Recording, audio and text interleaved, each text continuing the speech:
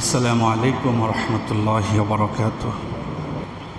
عن أبي هريرة رضي الله تعالى عنه عن النبي صلى الله عليه وسلم قال: سبعة يظلهم الله في ظله يوم لا ظل إلا ظله. রাসূল সাল্লাল্লাহু আলাইহি ওয়াসাল্লাম বলছেন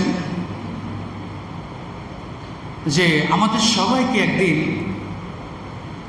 হাসরের ময়দানে উপস্থিত করানো হবে, সবাইকে উপস্থিত করানো হবে। আর সেটা এমন কঠিন এক জায়গা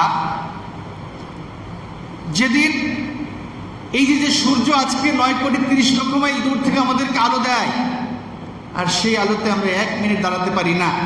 আমাদের প্রত্যেকটা লোমের গোড়া দিয়ে ঘাম বের হয়ে যায়, আমাদের সুন্দর চামড়া কালো হয়ে যায়। কিন্তু রাসূল সাল্লাল্লাহু আলাইহি ওয়াসাল্লাম বলছেন যে হাসরের ময়দানে আল্লাহ সুবহানাহু ওয়া তাআলা এই সূর্যকে মানুষের মাত্র অর্ধ হাত উপরে ঝুলন্ত করে রাখবেন। এই সূর্যের তাপে মানুষের মগজ ফেটে গলে গলে চেহারার চতুর্পাশ দিয়ে এরকম গলে গলে পড়তে থাকবে, আর যেখান দিয়ে যাবে ওখান দিয়ে চামড়া সহ একেবারে সব খসে পড়ে যাবে, হাড্ডি কালো হয়ে যাবে। এই সূর্যের তাপে এই মাটিগুলি পুড়ে একেবারে তামা হয়ে যাবে, জমিন আর জমিন থাকবে না, তামা হয়ে যাবে। মানুষ পিপাসায় কাতর হয়ে যাবে, মানুষের জিহ্বা পিপাসার কারণে বের হয়ে একেবারে এত বড় লম্বা হয়ে যাবে, একটু পানির জন্য হাহাকার করবে। মানুষ সেখানে দাঁড়িয়ে থাকতে চাইবে না, বলবে যে আল্লাহ যদি জাহান্নামে যেতে হয় তুমি জাহান্নাম দিয়ে এলেও জাহান্নামে চলে যায়, কিন্তু এইখানে দাঁড়িয়ে থাকা আমাদের পক্ষে আর সম্ভব হচ্ছে না। রাসূল সাল্লাল্লাহু আলাইহি ওয়াসাল্লাম বলছেন সেই পরিস্থিতিতে আল্লাহ সুবহানাহু ওয়া তাআলা নিজের কাছে একটা আরশে আজিমের ছায়া, সেই ছায়া ব্যতীত আর কোনো ছায়া সেদিন খুঁজে পাওয়া যাবে না।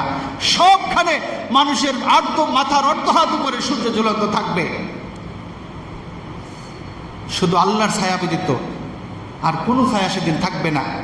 রাসূল সাল্লাল্লাহু আলাইহি ওয়াসাল্লাম বলছেন সেই ছায়ার মধ্যে আল্লাহ সুবহানাহু ওয়া তাআলা 7 শ্রেণীর ব্যক্তিকে ওই আরশের ছায়ার নিচে স্থান দেবেন। বলুন সুবহানাল্লাহ। 7 শ্রেণীর ব্যক্তিকে আল্লাহ সুবহানাহু ওয়া তাআলা সেই দিন ওই ছায়ার নিচে আশ্রয় দিবেন। এর মধ্যে 1 নম্বর যাকে আল্লাহ তাআলা ওই ছায়ার নিচে আশ্রয় দিবেন, ইমামুন আদিলুন, ন্যায় পরায়ণ শাসক। ন্যায় পরায়ণ শাসক, শাসক যদি ন্যায় পরায়ণ হয় তাহলে ওই শাসককে আল্লাহ তাআলা সেদিন আরশে আজিমের নিচে ছায়া দিবেন। 2 নম্বর, ওয়াশাবু নাশা ফি ইবাদাতিল্লাহ আযজা ওয়া জাল্লা, ওই যুবককে আল্লাহ তাআলা সেদিন আরশে আজিমের নিচে ছায়া দিবেন।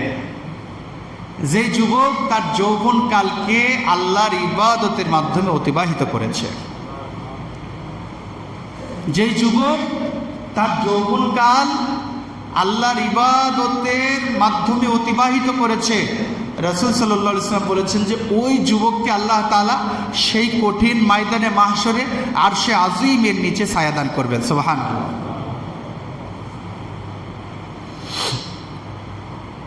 3 নম্বর যাকে আল্লাহ তাআলা ছায়া দান করবেন সেটা হলো ওয়া রাজুলুন কলবুহু মুআল্লাকুন বিল মাসাজিদ, ওই লোক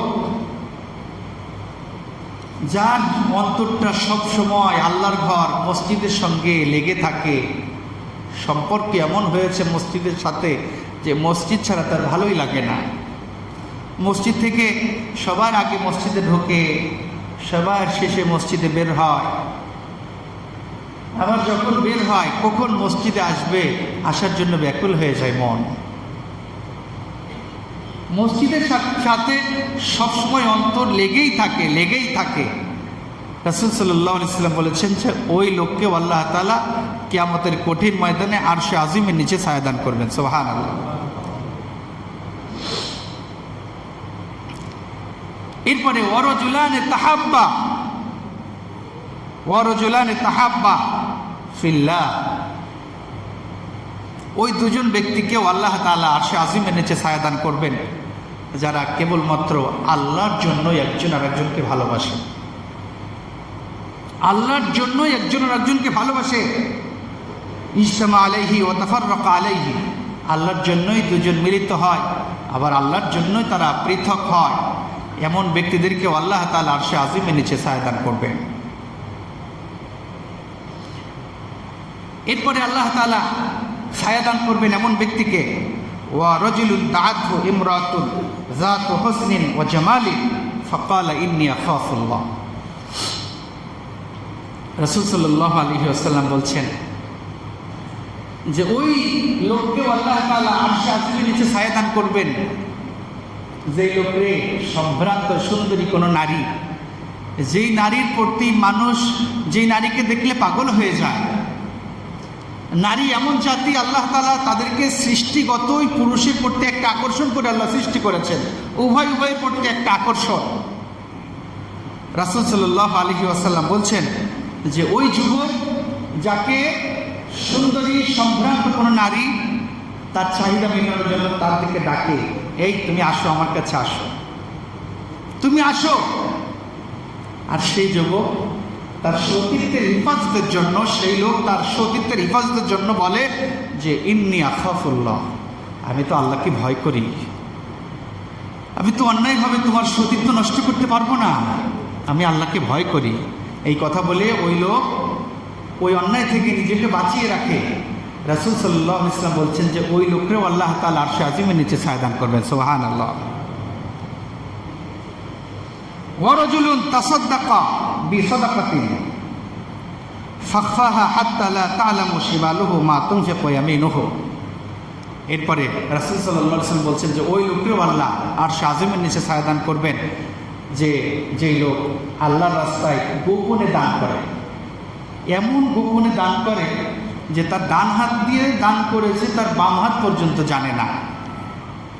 ডান হাত দিয়ে দান করেছে, তার বাম হাত পর্যন্ত জানে না সে কি দান করেছে।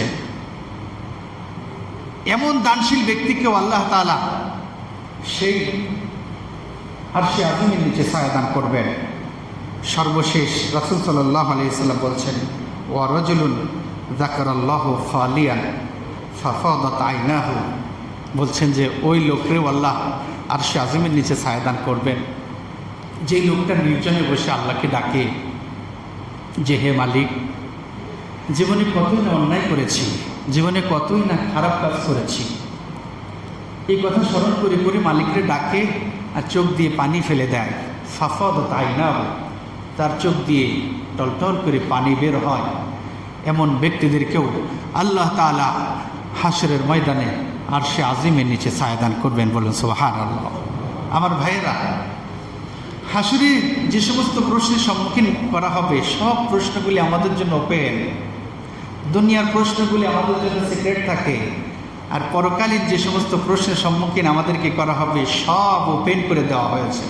এই প্রশ্নের আলোকে আমরা যদি আমাদের জীবনকে ওইভাবে সাজিয়ে দিতে না পারি, তাহলে এই জীবনের কোনো মূল্য নাই, এই জীবনের কোনো মূল্য নাই, এই শরীরের কোনো মূল্য নাই, এই যৌবনের কোনো মূল্য নাই।